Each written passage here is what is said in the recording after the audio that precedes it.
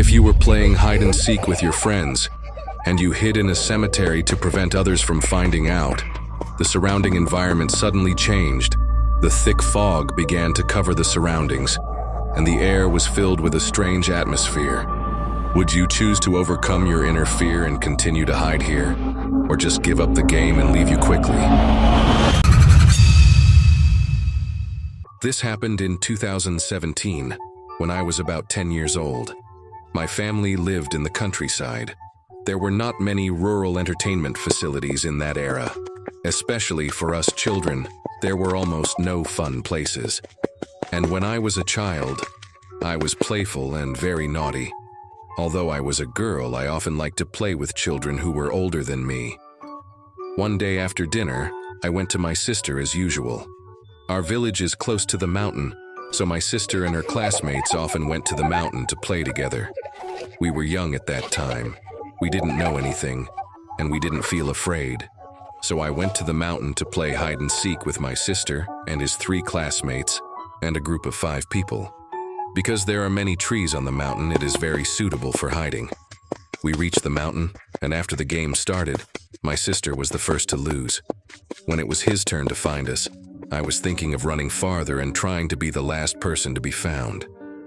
Because our rules of the game are whoever is found first, then who will invite everyone to eat snacks. I don't want to spend money and want to eat snacks, so I tried my best to run farther, but accidentally ran to a cemetery. Because we had never been to this place before, I felt that it was very hidden here, and they would definitely not be able to find me, so I hid there in order not to be found. At that time, because I was young and curious, I kept looking around and found a tombstone. In our countryside, the elderly often said that the name of the tombstone teenager should not be read casually, and it would be entangled in unclean things. At that time, I didn't take what the elderly said seriously, so I ran straight to the tombstone and read the name aloud. At this moment, it was as if someone had pressed the mute button, and the air became abnormally quiet, leaving only my own breathing echoing in my ears. Slowly, I felt as if time had passed for a long time. At this moment, I suddenly realized, why haven't they come to me after so long? But at that time, the fog was very strong. I walked back along the road I came from, and I kept walking.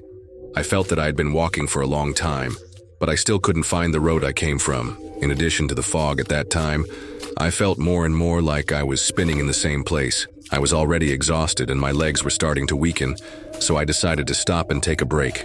At this time, I was still thinking about hide and seek, and it didn't take me so long to come here, but now I've been walking for more than 10 minutes, and I haven't even reached the place where hide and seek started. I began to wonder if I was lost. So I looked back, and this glance made me stunned in the same place for a moment. I found myself still standing in the cemetery. Obviously, this cemetery is not large, and it is still in the same place. The fear in my heart rose in an instant, and I didn't care if the direction was correct. Just then, I saw my sister from a distance. She pointed at me and smiled and said, "Ha ha ha, you were discovered by me. You are the second person I found." At that time, I was completely confused and my mind was blank. I had been hiding behind the graveyard for so long, and then ran so far. Why was I the second person to be found? I looked back again and found that the thick fog around me had dissipated. At that time, I threw myself into my sister's arms and started crying. I said I don't want to play anymore. I want to go home. I told her the strange experience I had just encountered.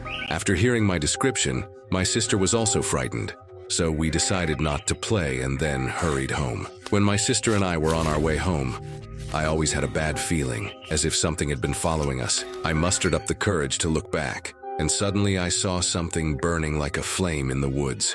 The flame was not big, floating in the air, and its color was constantly changing. One moment it was green, and another moment it turned red. I quickly told my sister to let her see it too. I didn't know if she was serious or trying to scare me. After taking a look, he actually told me, "This is not the ghost fire mentioned in the ghost movie, is it?" The night after we got home, I began to have nightmares.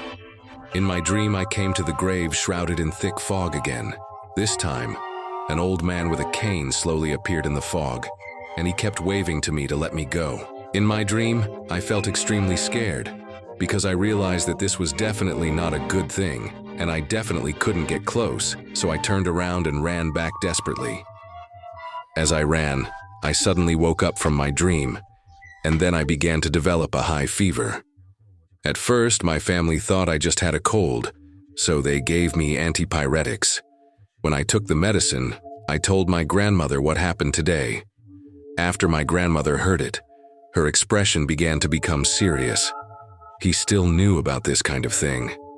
That night, my grandmother made me something called pouring rice, which was to put a bowl of water on the ground first, and then set up 3 chopsticks in the water. Strange to say, my high fever actually subsided the next day.